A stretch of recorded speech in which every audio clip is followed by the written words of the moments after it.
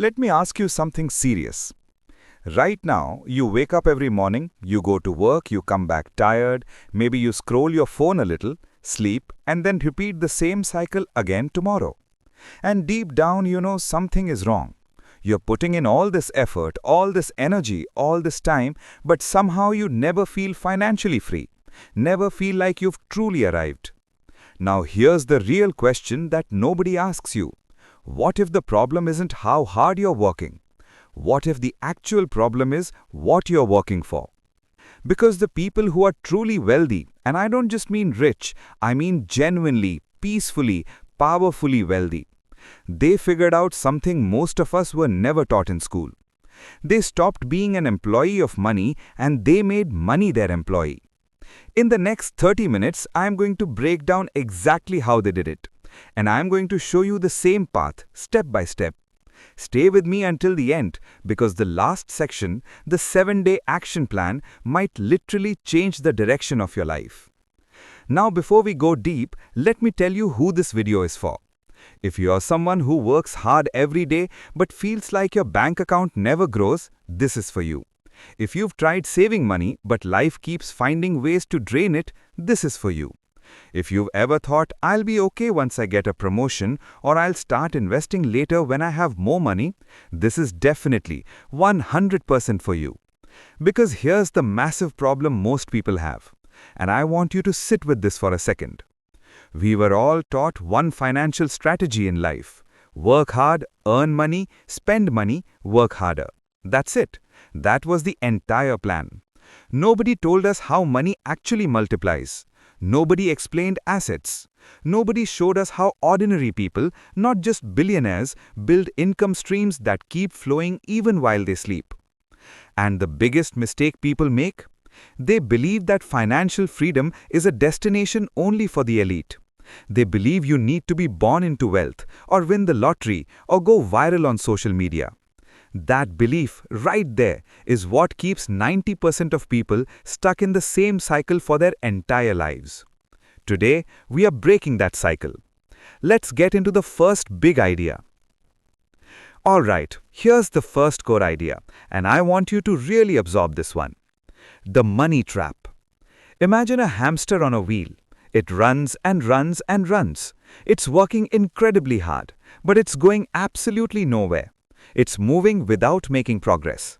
Now be honest with yourself for a moment. How different is that hamster's situation from the average person's financial life? Most people live paycheck to paycheck not because they are lazy or intelligent. They live that way because they are running on a wheel that was designed to keep them running, not to move them forward. Here's how it works. You get a job, you start earning. As soon as you earn more, your lifestyle inflates. Better phone, bigger apartment, nicer car. Then you need more money to maintain that lifestyle. So you work more, and the cycle locks you in. This is called lifestyle inflation, and it is the silent killer of financial dreams. Let me give you a real-world example. Two friends, let's call them Arjun and Vikram. Both 28 years old, both earn the same salary, about 50,000 a month. Arjun spends 48,000 every month. New gadgets, dining out, Netflix, EMIs for his car. He's living well, right? He feels successful. But at the end of 5 years, Arjun has maybe 2-3 months of savings. Vikram how? He spends 35,000. That extra 15,000 a month, he puts it to work. Not into a savings account earning 3%, into assets, stocks, index funds, mutual funds, a side business, a digital product. And 5 years later, Vikram's money is generating another 10 to 15,000 a month without him doing anything extra. Same income, completely different result. The difference? Arjun worked for money, Vikram put money to work. Now here's the common mistake people make when they hear this. They think, okay, I'll just stop spending. And then they go into extreme frugality, cutting every expense, eating rice every day, refusing to enjoy life. And that lasts about 3 weeks before they give up. That's not the answer. The answer is not to eliminate spending. The answer is to redirect a portion of your income consistently, automatically, into building something that generates returns. Your practical action step from this idea: this week, look at your last month of expenses. Find just one category where you can reduce by 10 to 15%. That could be food delivery, subscriptions, impulse buys, whatever it is, and commit to redirecting that amount into something that builds wealth. Even 2,000 or 3,000 rupees a month invested consistently over years becomes something powerful. It's not about the amount, it's about the habit. Hold on, because in the next section, I am going to tell you about something called the passive income pyramid. And when you see how it works, you'll realize that building a second income stream is much more achievable than you ever thought possible. Don't go anywhere. Let me tell you about a woman named Priya. Priya worked as a marketing professional 9 to 6, 5 days a week. She was good at her job, she earned decent money, but she had this nagging feeling, what if the company shuts down? What if she gets sick and can't work? What happens then? One day, Priya's friend suggested she start a blog about marketing tips. Priya laughed. I don't have time for that, she said. But she tried it anyway, just one article a week written on Sunday evenings. 6 months later, the blog was getting small traffic. A year later, she put a few affiliate links. Small income started, maybe 3,000 to 5,000 rupees a month. Nothing dramatic. But here's the beautiful part. That income came whether Priya worked that month or not. She had created her first passive income stream. Now I want to explain what passive income actually means because there's a huge misconception about it. Passive income does not mean zero work. I repeat, passive income is not about doing nothing. In the beginning, you put in a lot of work. You build something, a system, a digital product, an investment portfolio, a rental property, a YouTube channel, a skill-based online business. And then over time, that thing starts generating returns with less and less of your active involvement. Think of it like planting a tree. You dig the soil, you plant the seed, you water it every day for months. You see nothing. Then one day it sprouts, then it grows, and then years later it gives you fruit season after season without you having to plant it again. This is the passive income pyramid. At the base, your active income, your job or business. This funds everything else. One level up, investments, stocks, index funds, mutual funds. Your money grows while you sleep. One level above that, digital assets, ebooks, online courses, templates, YouTube channels, podcasts, built once, earning repeatedly. At the top, scalable businesses and real estate. High effort upfront, high rewards long term. You don't need to climb to the top of this pyramid immediately. Start at level 2. Invest consistently. Then as you learn and grow, start adding other streams. Here's the powerful insight.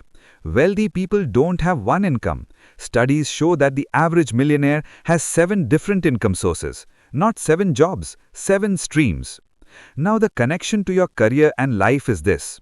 Whatever skill you have right now, teaching, cooking, coding, designing, speaking, or even just organizing, that skill can be packaged into something that earns passively. The world has never made this easier than it is today with the internet. The question isn't whether you have something to offer. The question is whether you'll take the time to package it. Start small, start ugly, start now. Coming up next, we are going to talk about something that most finance advice completely ignores. Your psychology around money. And the reason most people never get wealthy has nothing to do with math. It has everything to do with what's happening in their head. This one's going to hit different. Stay with me. Let's get into the most important conversation now. The one that most YouTube videos skip over, because talking about psychology isn't as exciting as saying invest in these stocks, but trust me, this is where real financial change begins. Here's the psychological insight. Your brain was not designed to build wealth. It was designed to survive. Thousands of years ago, our ancestors lived day to day, hunting for food, staying safe from predators. Their brains were wired for one thing: immediate rewards. Get food now, rest now, avoid danger now. That same brain is inside your head today, and it's sabotaging your financial life without you realizing it. This is called the present bias, the tendency to value immediate rewards far more than future rewards. That's why saving money feels painful. That's why investing feels abstract. That's why you'd rather buy something today than put it into a fund that grows over 20 years. Your brain is literally fighting you every time you try to build long-term wealth. Now here's what winners understand, and I want you to sit with this. Winners don't have better discipline. They don't have stronger willpower. What they have is better systems. They set up automatic investments so the decision is removed. They structure their accounts so money moves to investments before they can spend it.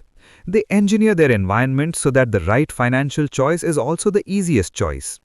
Let me give you a psychological insight that might be uncomfortable to hear. Most people's relationship with money is built on scarcity and fear, not abundance and strategy. When you grow up hearing, "we can't afford that," your subconscious starts believing that money is something that always runs out, that wealth is for other people, that wanting more is somehow greedy or shameful. And then as an adult, even when you earn well, you spend it all, or you feel guilty saving it, or you are afraid to invest because what if I lose it? These patterns aren't logical, they are Emotional. They come from your upbringing, from experiences, from beliefs absorbed in childhood. The uncomfortable truth? Until you examine and rewrite your beliefs about money, no investment strategy will fully work, because your subconscious will find ways to sabotage any financial progress you make. Here's what the winners understand. Wealth is not about money first. Wealth is about mindset first. Money follows the person who thinks, speaks, and behaves like someone who understands value. Ask yourself this: how do I talk about money when no one's listening? Do I say, "I'll never have enough"? Do I say, "Rich people are just lucky"? Do I say, "Investing is risky, I'll just save"? Because your financial life is, in many ways, a reflection of your financial beliefs.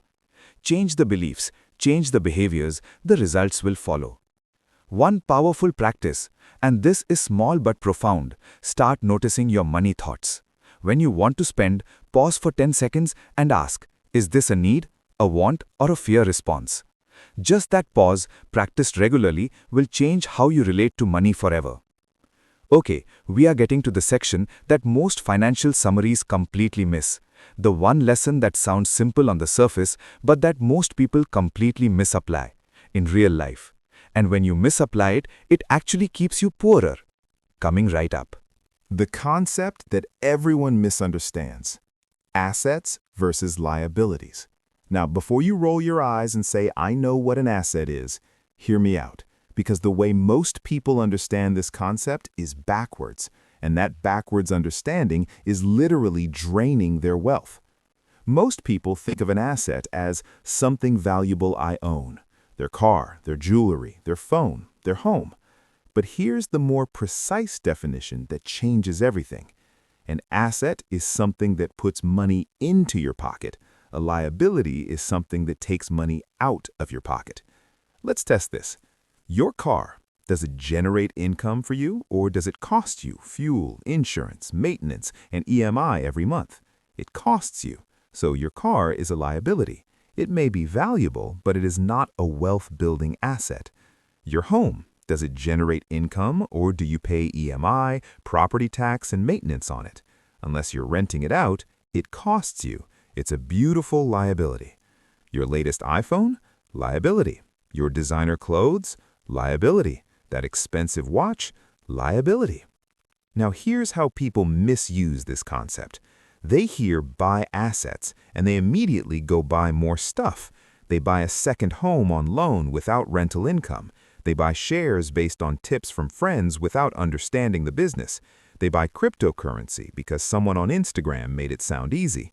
They're buying liabilities while calling them assets. The correct way to apply this: step 1, know exactly what your money is doing. Every rupee you own is either working for you or working against you. Make a list. Income sources on one side, money drains on the other. See the full picture. Step 2, before any major purchase, ask one question: will this put money into my pocket or take money out? If it takes money out and doesn't build skill, value, or experience, question it hard. Step 3, intentionally, consistently increase your asset column. One new asset per year. Could be a SIP investment, a small digital product, a skill that you can monetize, a small amount put into an index fund. Every new asset is a new soldier fighting for your financial freedom while you sleep. And here's the deep lesson most summaries miss. The goal is not to never spend on things you love. The goal is to build enough real assets first so that those assets pay for the things you love. That is true financial freedom, not a life of restriction, a life where your money machine is big enough to fund the life you want. Build the machine first, enjoy the machine's output second. All right, this is my favorite part because ideas without action are just entertainment. Here is your 7-day plan to start this journey. Simple, doable, no excuses. Day 1, the financial snapshot. Sit down for 30 minutes, write down your total income, write down every single expense from last month. No judgment, just awareness. Most people have never done this. This alone will be eye-opening. Day 2, find the leak. Look at your expense list. Identify 2 or 3 things you spent money on that brought you 0 real value. Not joy, I'm talking about mindless spending, subscriptions you forgot, overpriced deliveries, impulse buys. Quantify how much that cost you in a month. Day 3, set your first auto investment. Open a mutual fund app, Grow, Zerodha Coin, Paytm Money, whatever's accessible for you. Set up a SIP of even 500 to 1,000 rupees a month. The amount doesn't matter as much as the action. You're building the habit and the system. Let it run automatically. Day 4, audit your beliefs. Write down 5 beliefs you have about money. Money is hard to earn. Investing is risky. I'll never be rich. Whatever comes up, write it. Then, next to each belief, write 1 piece of evidence that contradicts it. You'll start to see that many of your money beliefs are not facts, they're stories. Day 5, identify 1 skill you can monetize. Think about something you know that others don't. Cooking, Excel, a language, social media, fitness. Write down 3 ways that skill could generate income online. Don't build anything yet, just brainstorm. Plant the seed in your mind. Day 6, study 1 asset class. Spend 45 minutes today learning about 1 type of investment.